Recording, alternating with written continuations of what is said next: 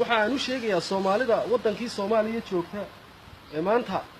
nabadgelyada haysata ee caafimaadka haysata ee quruxda haysata ee wadankoodii oo nabad haysata maanta Yurub dhibaatooyinka yaala waad arkaysaa wad u jeedaan waxaas ma aha caano baraf weey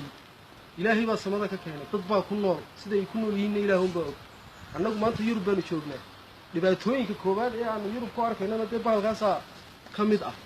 markaan u dhalinyarta Soomaaliyeed waxaan kula talinayaa in ay wadankooda joogaan in ay diintooda haystaan in ay dalkooda aaminsanaadaan in ay isku duubni sameeyaan in ay waxa tahriibka leeyahay ay ka fogaadaan Nuruddin waxaan ku weydiinayaa nolosha Yurub ka waran adiga hadda waxa ku sugantahay Switzerland hadii aan kaaga warramo dee maxaa baan kaaga warramiba ninka taa ku dhex nool ma nolol buu haystaaba waa waxa aad arkaysaan waxa weeyaan teeda labaad waa maxay waa baraf weeyaan teeda labaad waxa lagu siinayaa waa nolol qiyaasan والله لدوني إن أي كوكو برجعه ووح عن لوجو تلاقين إن أتكد ركتو هذا لبعض كي سومالي يشوف إنه يكتوم يعني إنه يجيرو بيشوف دايو وعجبوها يا الله رمي والله يبان السومالي دي إنها لكن شوفها عد وعك هاي ستاني كذي